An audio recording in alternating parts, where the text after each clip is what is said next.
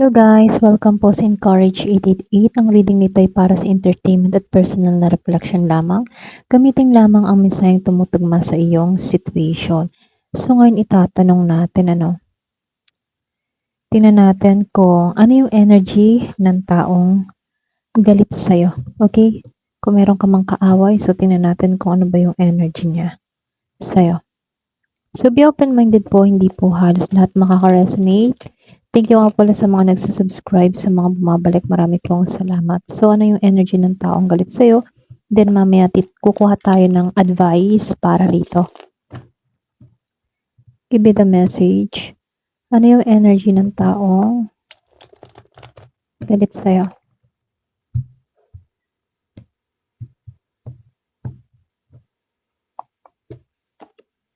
Knight of Swords. Justice. Lumabas ang Justice. Good sign. Nine of Pentacles. Knight of Pentacles. Temperance. Six of Cups reverse. Eight of Pentacles reverse. Six of Pentacles reverse. Strength reverse. The Tower reverse. Six of Wands reverse. Three of Pentacles reverse. Page of Pentacles. Five of Wands. Death reverse. And the Seven of Wands upright. So dito meron akong nakitang Gemini, Libra, and Aquarius. Meron ding Virgo, Taurus, Capricorn. So meron din akong nakitang Aries, Leo, Sagittarius. Ayun. So, ito lang yung nakikita ko. Pero ganun, meron din Scorpio, Cancer, and Pisces. Halos lahat naman nandito. Kaya lang, malakas dito ay Earth sign and Fire sign. Aries, Leo, Sagittarius, Taurus, Virgo, and Capricorn. Pwedeng may magkaaway na ganitong energy, So, tingnan natin. So, dito, lumabas itong Knight of Swords and Justice. Kumbaga, itong taong galit sa'yo, siya yung klase ng tao na mataas kasi yung emosyon niya dito sa Knight of Swords. Para bang gusto niya laging ipagtatanggol yung sarili niya. Ganon. Gusto din ng tao na to yung magsalita ng masasakit na salita about sa'yo. Siya yung klase ng tao na yung bang tipo na pabigla-bigla yung kilos. Hindi siya nag-iisip. Pero lumabas itong Justice May time din na itong tao na to, Yung bang tipo na, yung iba sa inyo gusto mo kasi balance lang, okay ang lahat, ganyan. Kaya lang itong tao na to, pakaramdam niya, siya yung tama, okay? Kahit mali na, nagiging tama para sa kanya. Posible gusto ng tao nito na magkaroon ng katarungan, ayon sa pananaw niya, May issue siya. Meron siyang issue na hindi niya mabitawan, okay? So, dito, lumabas ang Nine of Pentacles at ito, si Knight of Pentacles. So, yung energy ng tao na to, para bang pinapakita niya dito na kaya niya mag-isa. Ayaw niyang magpakita ng kahinaan dito sa Nine of Pentacles. Ibang pinakikita niya sa'yo na kaya ko sarili ko. Hindi kita kailangan. Ganon. Hindi kita kailangan sa buhay ko. Ganon. Mabagal yung desisyon nito Matigas yung kanyang desisyon. Hindi siya madaling magbago yung isip. Kapag pinanindigan niya yung sarili niya, para matigas ang ulo niya dito. May sarili siyang pananaw. Ganon. So, dito, Temperance. Six of Cups. Itong taong ito, kahit ba may galit siya, ano, para bang sinusubukan niyang kontrolin yung emosyon niya. Humahanap 'to ng balanse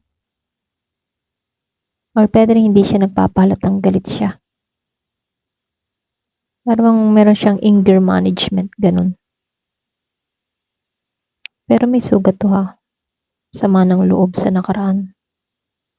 Hindi niya tuluyan 'tong mapatawad. Meron 'tong issue sa nakaraan, eh. Puwedeng may nakagawa sa kanya ng hindi maganda. Okey? Kaya puwedeng nadadamay ka, puwedeng ikaw maayos ang buhay mo, okey ka. Kaya itong tao na 'to puwedeng halimbawa yung iba sa inyo maayos ang love life mo, maganda ang pamilya mo, masaya kayo.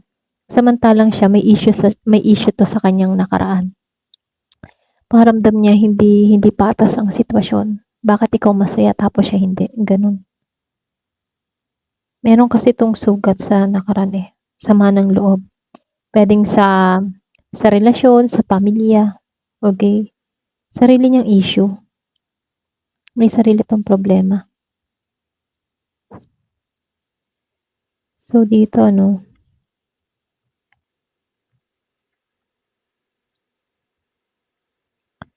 so lumalabas 8 of Pentacles reverse at 6 of Pentacles reverse.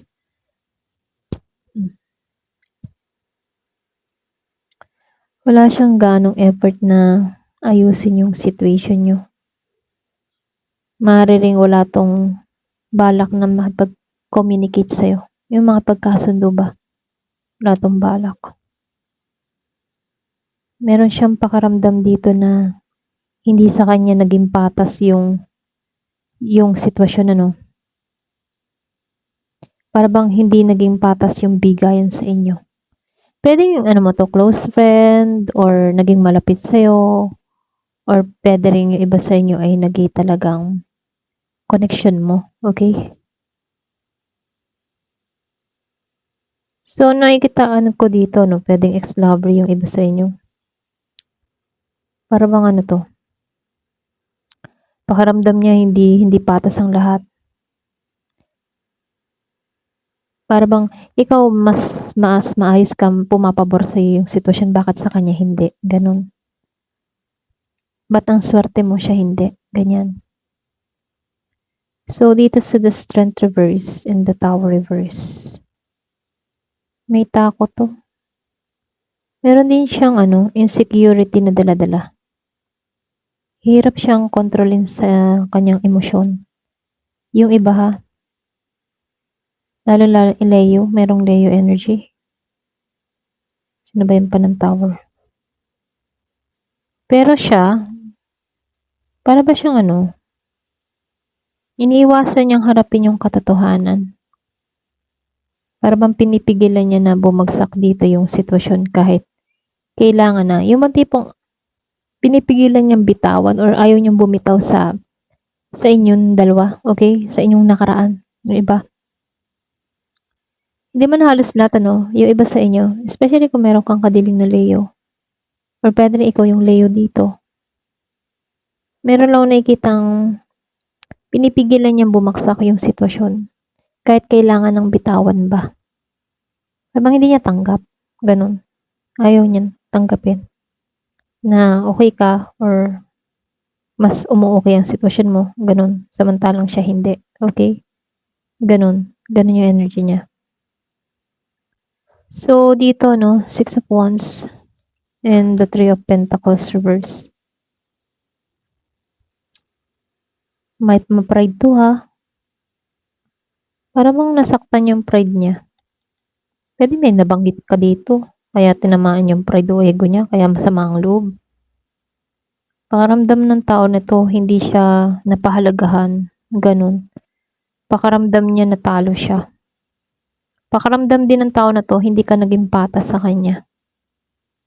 Kaya dito sa 3 of Pentacles reverse, mahirap siyang parang mahirap makipagkasundo I mean ano, yung mahirap makipagkasundo dito ngayon, gano'n. Dito sa 3 of Pentacles, kung may balak kang kausapin 'to o makipag-ayos, mahirap, sarado yung ano niya, yung isip niya. May problema kasi 'to. Okay? Para bang may problema din siya sa pagtutulungan, sa pag-uusap. Gano'n. Puwedeng hindi siya magaling sa gano'n. Sa pakikipag-usap, communication.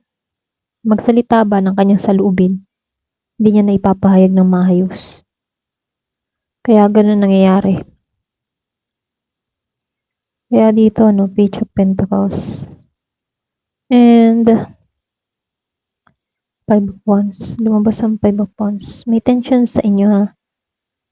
May competition energy. Hindi nagkakaroon ng pagkakaunawan, kaya lalong umiinit yung sitwasyon. Pero may posibilidad na matuto siya dito sa sitwasyon na nangyari sa inyo. Pwede magkaroon din naman to ng panibagong pananaw sa hinaharap. Okay? Pagbaga natanggap niya na yung pagkakamali niya or nilawakan niya yung pangunawa niya. Ganon. Pwede ngayon, lang siya parang masama ang loob talaga.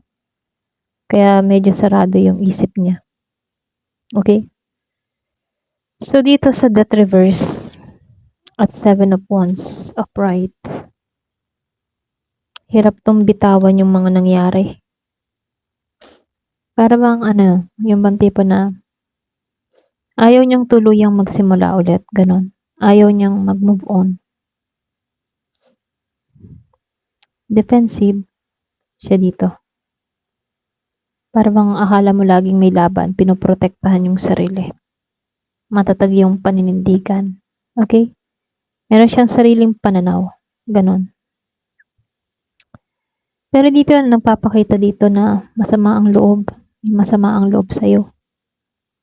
Or pwede rin ikaw, meron kang sama ng loob sa isang tao. Meron akong nakikitang hindi pagganap na nakaka-move on sa naging issue. Mataas kasi yung pride nito.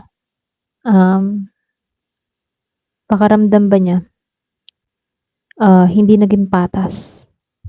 Mas pinili ng tao na to na maging defensive dito kaysa makipag-ayos ngayon, ha? Kasi sa mga card, lumabas to. Okay?